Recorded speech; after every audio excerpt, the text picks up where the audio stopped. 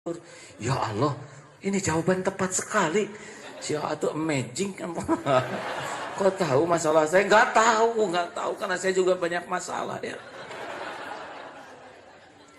Kenapa begitu menjiwai? Ya kan saya menjiwai diri saya, hadirin. Jadi begitulah hadirin sekalian. Pokoknya mas sholat, sedih sholat, sakit hati sholat, ingin sesuatu sholat, ingat dosa sholat. Pokoknya apapun jadikan sholat itu senjatanya. Kenapa? Karena nggak ada zikir yang komplit seperti sholat. Udah wudhu, ngadep kiblat, pakai takbir, ada tahmid, ada baca Quran, ada Fatihah, benar? Ada surat-surat Quran, ada tasbih, ruku, ada sujud, ada doa di antara dua sujud. Ini doa yang enggak ada tandingannya kalau menurut kelengkapannya. Rabbighfirli, ampuni saya ya Allah. Warhamni, sayangi saya ya Allah. Dua ini enggak ada, kita celaka hadirin. Wa illam tagfir lana wa tarhamna lanakunanna minal khosirin. Sekiranya engkau tidak mengampuni, sekiranya engkau tidak merahmati, kami pasti jadi orang rugi. Doa Nabi Adam tuh ya. Rabbighfirli, ampuni saya ya Allah. Warhamni, sayangi saya ya Allah. Pada rahmat Allah itulah yang menyelamatkan kita, bukan amal ya. Amal itu mengundang rahmat, rahmat yang menyelamatkan. Yang ketiga, wajburni, cukupi. Ini cukupi. Yang keempat, warfa'ni, angkat derajat. Angkat derajat itu ahli takwa hadirin. Tidak harus bergelar semua. Habis sholat jadi profesor semua, enggak ya. Tapi kalau Allah udah ngangkat derajat seseorang, walaupun kerjaannya dianggap rendah secara duniawi, tetap dia terhormat. Warfa'ni, warzukni, ini minta beri saya rezeki yang halal, barokah, jangan kena yang haram, jangan kena yang subhat. Lalu wahdini, tuntun saya ya Allah, tuntun. Kita perlu petunjuk dalam hal apapun. Harusnya saudara kesini doa nih, karena Allah tahu siapa yang ceramah ini. Ya Allah, Engkau tahu kan siapa si Agim. Jangan ngomong gitu, Allah udah tahu ya. Seandainya ceramahnya benar, bisa membuat kami kenal padamu, bisa membuat kami dekat padamu, mudahkan. Tolong ya Allah, tuntun tuh makhluk bersorban itu, supaya ngomongnya benar. Jangan-jangan udah capek, udah naik ojek ke sini ngomong gak bener kan kami rugi. Gak usah ngomong gitu hadirin, gak sopan bisanya. Tinggal ya Allah wahdini, wa'afini, sehat kan. Minta diberi sehat wal afiat. Afini itu sehat wal afiat. Ada sehat, ada afiat. Orang sehat belum tentu afiat. Banyak yang mulutnya sehat malah tukang ngebohong, tidak afiat. Mulut yang sehat wal afiat itu ya sehat ya zikir. Sehat yang jadi taat. Yang terakhir, wa'afin. Apa? Wa'fu anni, maafkan. Al-afu itu seperti Allah, maaf, maha pemaaf. Saudara dengar doa yang paling dahsyat di Lailatul Qadar? Bagaimana doanya? Allahumma innaka afuwun tuhibbul afwa fa'fu anni. Padahal begitu banyak. Tapi ternyata di malam Lailatul Qadar itu minta kemaafan Allah. Nah, al-afu itu seperti mencabut pohon sampai ke akar-akarnya, habis semuanya. Nah, dosa itu kayak gitu. Kalau kena kemaafan Allah, dicabut habis, karena ada yang ditutup, ada yang ditimbun, ada yang dihapus, ada yang dicabut sampai ke akar-akarnya. Nah, ini doa ada pada wassalat. Mau enggak dosanya dihabiskan sama sekali sampai ke akar-akarnya? Itu ada. Sayang kita jarang pakai doa itu ya. Itu kan doa yang paling tidak khusyuk, benar? Oh iya, kita kan sujud. Allah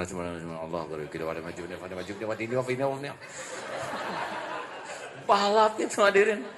Antara sujud dengan sujud seperti Allah balapan itu. Kita aja ngomong minta ke orang nggak pernah kayak gitu. Tolong ibu saya minta makan sekarang dikepret hadirin.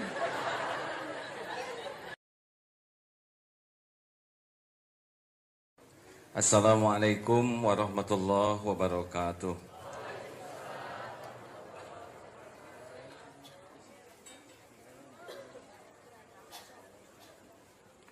Alhamdulillahirabbil alamin. Alhamdulillahilladzi khalaqal mauta wal hayata liyabluwakum ayyukum ahsanu amala wa huwal azizul ghafur. Allahumma salli ala Sayyidina Muhammad wa ala alihi wa ashabihi ajma'in. Ya Allah, Ya Hayyu Ya Qayyum, birahmatika nastaghits. Ya Allah, berkahi majlis ini. Catatkan siapapun yang hadir menjadi hamba-hamba yang hakul yakin padamu. Hamba-hamba yang berhati bersih. Hamba-hamba yang berakhlakul karimah. Hamba yang kau akhirkan dengan husnul khotimah dan kau kumpulkan menjadi ahlul jannah. Ya Allah, catatkan majlis ini majlis penuh ampunanmu, penuh curahan rahmatmu, penuh keberkahan darimu. Amin ya Allah ya Rabbal Alamin. Salawat Sayyidina Muhammad. Hadirin, di Jakarta ini ada kajian di Istiqlal, di Masjid Bank Indonesia, di Masjid Al-Latif, dan Masjid Darut Tauhid ini. Ini pengajian yang saya harapkan lebih cair ya. Kalau di Istiqlal sangat banyak, di BI banyak, di sini ya segini-gini saja ya.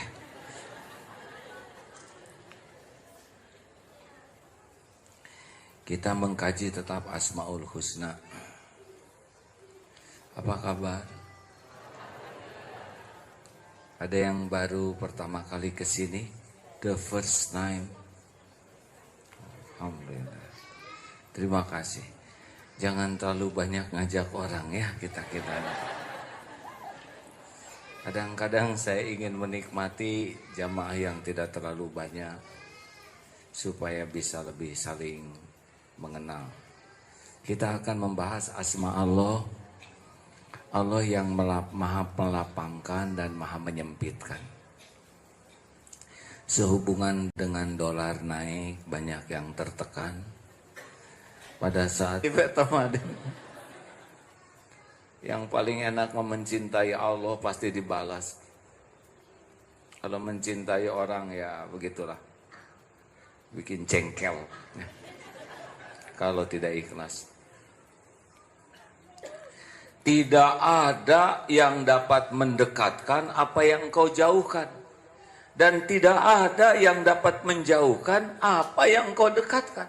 Ini Allah menghendaki ini dekat, nggak ada yang bisa menghalangi, nggak bisa. Dan kalau Allah mau pisahkan, pisah dia. Makanya kalau ada apa-apa tuh minta ke Allah ya. Halo. Misal yang udah punya suami, suaminya lagi bete, nggak betah gitu, lalu menjauh, jengkel, nggak bisa dengan cemburu. Ada yang pernah cemburu di sini? Ada atau tidak? Bagaimana kalau cemburu? Hasilnya pusing atau senang? Pusing. Nyenyak tidur atau tidak bisa tidur? Ini kenapa ini berdua ini masalah semuanya nih? Masalah hutang dorong sana, masalah cemburu dorong sini. Nggak apa-apa, memang pengajian kita ya wajah-wajah bermasalah ya.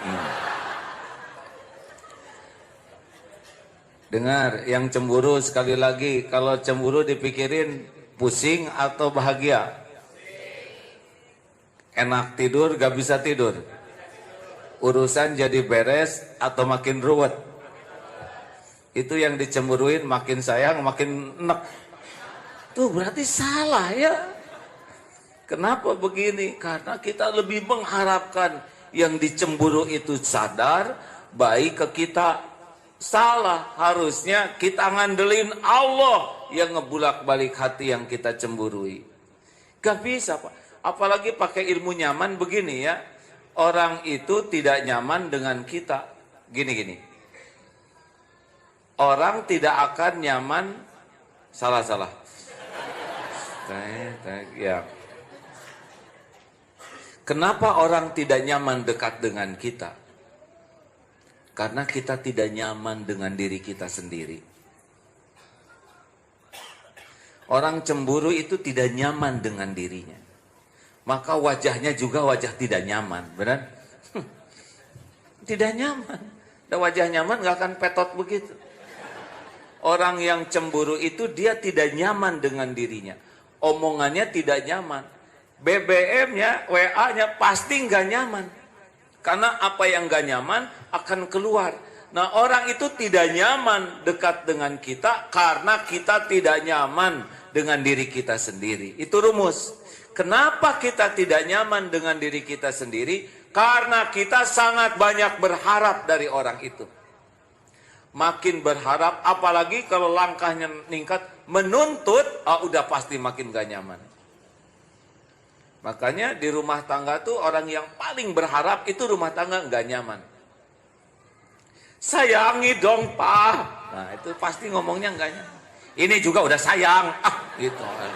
Makin nggak enak. Emang bisa gitu sayang dipaksa? Nggak bisa. Makanya rumah tangga yang sengsara tuh yang saling ingin disayangi. Sengsara. Harusnya saling ingin menyayangi. Kan kalau gaul dengan orang tuh 3. 1, jangan berharap apapun dari dia untuk pribadi kita. Itu 1 kalau ingin tenang. Yang kedua, berharaplah dia dekat dengan Allah. Itu boleh. Yang ketiga, berharaplah saya dapat memberikan yang terbaik kepadanya. Selesai. Kalau dibalik, capek. Makanya kita lanjutkan, nggak bisa mendekat. Ini ya yang belum punya jodoh, nggak usah lebay ya. Saya pernah lihat di YouTube tuh, ada seorang wanita ditaksir oleh 2 lelaki, yang satu bawa bunga, yang ini panas bawa 1 bro, ini panas bawa pot, sampai bawa traktor akhirnya. Ini nggak ngepek hadirin. Allah yang ngebulak-balik hati. Apalagi bunganya metik dari masjid, dari mana kasih. Allah kan tahu dia nggak ngemodal. Nggak usah pinjem jaket demi gaya, pinjem kacamata teman, pinjem mobil. Nggak usah. Allah tahu ini pinjeman ya. Dan calonnya juga tahu ya.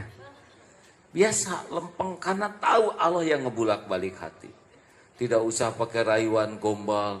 Engkau bagai rembulan dari jauh. Kalau dari dekat jadi masalah baru ya.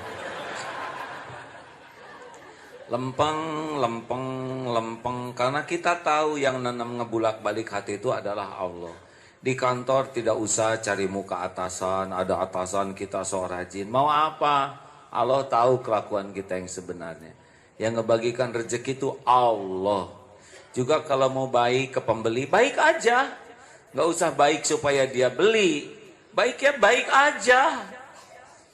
Kita udah baik, dia nggak beli, ya nggak apa-apa. Pahalanya kan buat kita, betul? Nggak harus kok dia beli ke kita. Jadi kalau mau baik ke klien, ya baik saja. Maaf saya nggak jadi beli di sini ya, belinya ke yang sebelah. Ya nggak apa-apa lah, memang rezeki yang sebelah. Kenapa kita yang jengkel?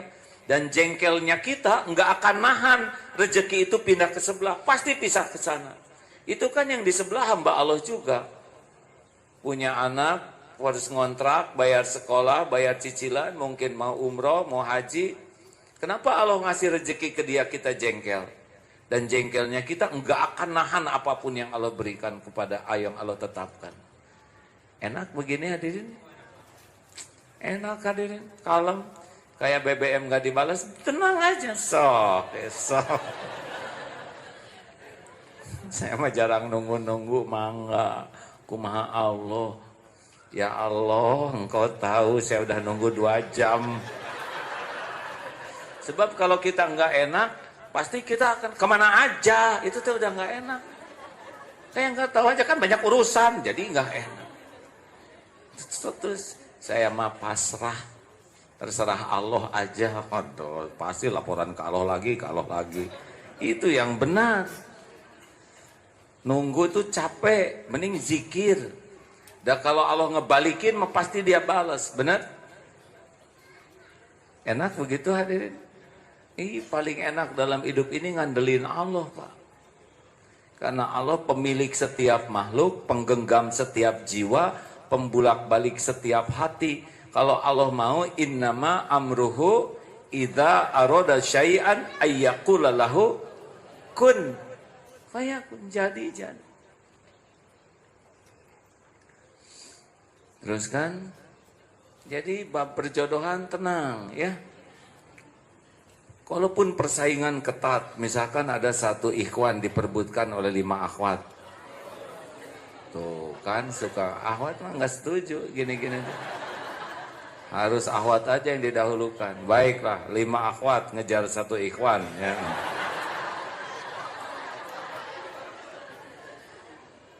Nggak usah panik pas akhwat atau dibalik, sok lah sekarang demi kebahagiaan akhwat. Ada satu akhwat diperbutkan 5 juta ikhwan, puas. Ikhwan kalau persaingan ketat nggak usah ingin menjatuhkan. Pas lihat, aduh si itu malah lebih ganteng dari saya, cekot. Yang ini kandidat lebih kaya, yang ini hafal 30 juz, kita nggak menang dari segala sisi. Ngandelin Allah, tuh ya Allah. Engkau saksikan kompetitor begini ketat. Posisi saya underground. Saya nggak bisa menang dari posisi apapun. Tapi engkau yang maha menentukan. Kalau ini baik bagi dunia akhirat saya mudahkan. Kalau enggak, itulah saya nggak usah ikutan kompetisi ini ya. Kalau Allah mau ngambil, ambil aja rasa suka itu, netral. Karena suka juga dengan izin Allah. Nah kita jarang tuh ngandelin Allah, benar? Ingat ada seorang anak yang ikut lomba berkuda, balap kuda. Dia doa lalu balap dan menang. Orang nanya, kamu apa doanya kok bisa menang gini balap kuda? Gimana doa menang? Saya sih nggak ngedoa menang, nggak enak. Kalau saya doa menang artinya saya minta orang kalah.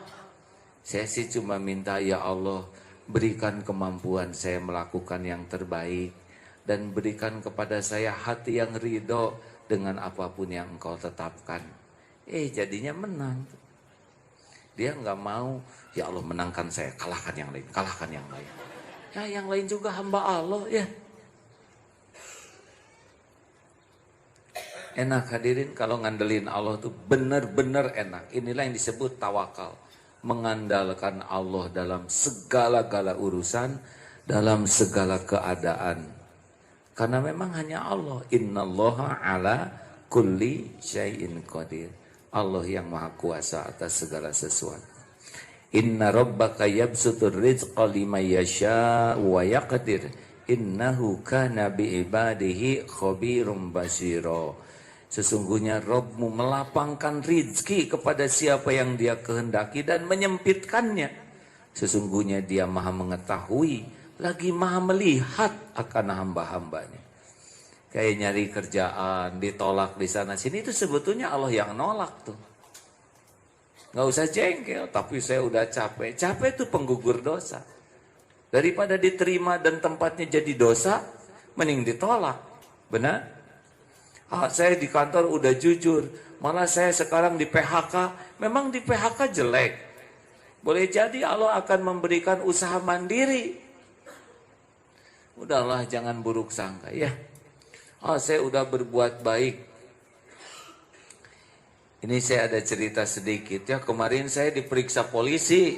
Seumur-umur baru diperiksa ya nggak. Polisinya juga pada datang ke pesantren, nggak kagok meriksa kiai ya. Ya pasti ini ada takdirnya. Polisinya juga pada datang, ada berapa 7 tuh. Silaturahim dipotret sama-sama ya. So kata mau meriksa apa ini teh? Rupanya dulu begitu, saya diundang di sebuah acara ceramah, biasa ceramah bagaimana ekonomi syariah. Lalu mereka ada kerjasama dan saya tidak ada di perusahaan itu sama sekali ya. Tidak gabung, tidak ada di akte, tidak hanya bagian ceramah. Kemudian usahanya maju bagi hasil jalan. Lama-lama salah seorang yang di tempat usaha itu menggelapkan uang. Salah seorangnya, jadi bukan perusahaannya. Akibatnya ya begitulah orang tertipu. Saya didakwa karena saya ceramah waktu itu. Itu tadi mana-mana kayak ceramah abdi man. Tapi ya udah, dengan begini saya jadi kenal banyak polisi ya. Bisa tahu oh mekanisme kerja begini, oh detail seperti ini. Ya udah jalanin aja. Gimana atuh? Ya enggak apa-apa. Gimana itu, apakah kita balas? Ya enggak usah. Doakan aja kebaikan ya. Doa jelek. وأطيعوا الله وأطيعوا الرسول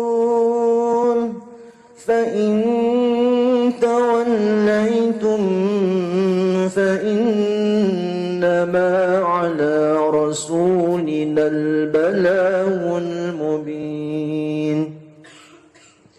Artinya, tidak ada suatu musibah yang menimpa seseorang kecuali dengan izin Allah. Dan barang siapa beriman kepada Allah, niscaya Allah akan memberi petunjuk kepada hatinya. Dan Allah Maha mengetahui segala sesuatu. Dan taatlah kepada Allah dan taatlah kepada Rasul. Jika kamu berpaling, maka sesungguhnya kewajiban Rasul kami hanyalah menyampaikan amanah Allah dengan terang. Jadi begitu, ini pertemuan ini juga izin Allah nih. Tapi berpahala atau tidak tergantung niat, tergantung cara. Siapa yang hadir ke sini pasti yang ditetapkan Allah untuk dapat ilmu ini, dia ketemu sekarang di sini. Apa yang harus dapat pasti dapat. Tapi jadi pahala atau tidak tergantung niat dan caranya. Nah Allah tahu kita itu nggak ngerti. Maka Allah beri petunjuk, tapi ada syaratnya. Syaratnya adalah wasta'inu bisabri wassalah. Sabar dulu. Jadi jangan kemana-mana dulu hati itu. Oh ini pasti takdir ini terjadi dengan izin Allah. Pasti ada hikmahnya. Pasti baik. Pasti sudah diukur oleh Allah. Walaupun pahit sekali, tapi pasti baik. Pasti baik.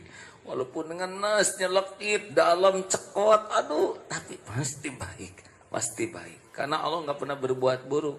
Yang buruk tuh kita buruk sangka, tidak syukur. Yang kedua, wasta'in bisabri wassalah. Sholat. Ini hadirin, saya rada-rada nggak akan putus untuk ngajak. Ayolah, kalau ada apa-apa tuh sholat. Saya nggak husu. Allah juga udah tahu kita nggak husu. Sholat. Sekarang enggak husu tidak sholat. Enggak husu dalam sholat. Bagusan mana? Bagusan enggak husu dalam sholat ya. Maaf ini saya tidak mengatakan sholat tidak husu itu baik. Tapi kalau kita udah mulai sholat, itu Allah udah lihat.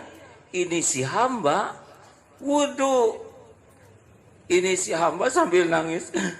Ya Allah, gini-gini amat hidup ini. Allahu Akbar, itu lumayan daripada nangis tanpa sholat. Ini serius hadirin, bukan karena saya pengalaman, tapi kurang lebih begitulah hadirin. Kadang aduh ujian berat dalam gitu. Ke siapa sekarang ngomong ke orang? Orang nggak ada yang bisa dipercaya. Sekali kita ngomong sama dia, dia ngomong kemana-mana.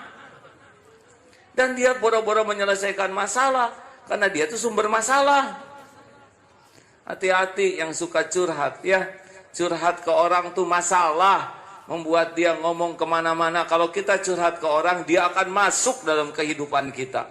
Pasti ikut campur terus. Curhat ke Allah.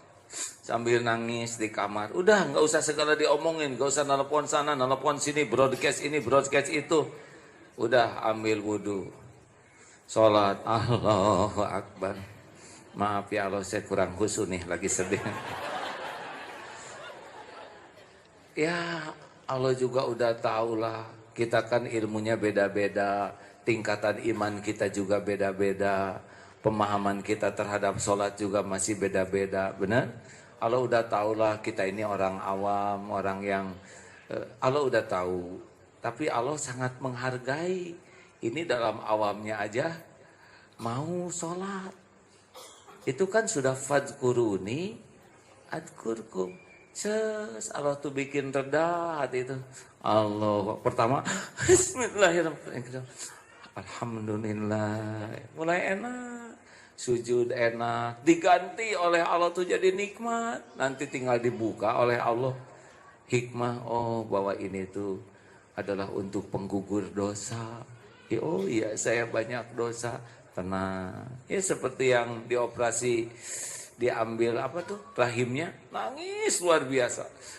Saya tuh udah telat nikah, udah telat hamil, giliran hamil rahim saya dicopot, tidak ada harapan aku, nangis. Saya nggak boleh motong kalau lagi nangis ya, dengerin aja. Gimana ya nasib saya? Jadi yang diambil oleh dokter rahim, rahim. Ya, kalau jantung, alhamdulillah kalau jantung saya normal. Paru-paru, wah di ronsen baik semuanya. Saraf tulang, oh itu normal semua. Ginjal, semua normal. Saraf, otak, oh pikiran saya normal. Jadi alhamdulillah ya, hanya rahim aja, alhamdulillah semua. Pulang aja. Jadi salah fokus dia tuh. Fokusnya kepada yang nggak ada. Yang ada nggak disyukurin. Beneran ini hadirin. Itu ketemu ini siapa yang ngatur? Dia tidak berhasil untuk tenang. Tapi dia minta tolong ke Allah. Digerakkan aja ketemu dengan seseorang. Diatur saja orang ini bisa ngomong. Kalau nggak dibuka hikmah, kan bisa lewat orang lain. Apa ini kebetulan? Oh, tidak ada yang kebetulan. Makanya kalau kita udah masrahkan urusan ke Allah, nanti jalan semuanya. Hati butuh tenang, Allah yang kasih tenang. Pikiran butuh jernih, ide, gagasan, Allah yang kasih ide. Ini otak milik Allah. Semua ide, gagasan tuh yang benar baik dari Allah. Kita perlu jawaban yang lebih dimengerti. Buku, Allah tahu kita harus baca buku. Nanti ada yang ngasih bukunya. Tiba-tiba lihat YouTube, ini cocok dengan keinginan saya, gak nyangka. Nggak ada yang nyangka, ada Allah yang ngatur. Ini kebetulan ceramah ini cocok dengan saya. Ada yang ngomong gitu nggak sekarang? Allah tahu saudara lagi banyak masalah, makanya pura-pura ada Instagram, kita kesana, itu Allah yang ngatur. Ya Allah, ini jawaban tepat sekali. Siapa tuh amazing kan? Kok tahu masalah saya? Nggak tahu karena saya juga banyak masalah ya. Kenapa begitu menjiwai? Ya kan saya menjiwai diri saya, hadirin. Jadi begitulah hadirin sekalian. Pokoknya mas sholat, sedih sholat, sakit hati sholat, ingin sesuatu sholat, ingat dosa sholat. Pokoknya apapun jadikan sholat itu senjatanya. Kenapa? Karena nggak ada zikir yang komplit seperti sholat. Udah wudhu, ngadep kiblat, pakai takbir, ada tahmid, ada baca Quran, ada Fatihah, benar? Ada surat-surat Quran, ada tasbih, ruku, ada sujud, ada doa di antara dua sujud. Ini doa yang enggak ada tandingannya kalau menurut kelengkapannya. Rabbik firli, ampuni saya ya Allah. Warhamni, sayangi saya ya Allah. Dua ini enggak ada, kita celaka hadirin. Wa illam tagfir lana wa tarhamna lanakunanna minal khosirin. Sekiranya engkau tidak mengampuni, sekiranya engkau tidak merahmati, kami pasti jadi orang rugi. Doa Nabi Adam tuh ya. Rabbik firli, ampuni saya ya Allah. Warhamni, sayangi saya ya Allah. Pada rahmat Allah itulah yang menyelamatkan kita, bukan amal ya. Amal itu mengundang rahmat, rahmat yang menyelamatkan. Yang ketiga, wajburni, cukupi. Ini cukupi. Yang keempat, warfa'ni, angkat derajat. Angkat derajat itu ahli takwa.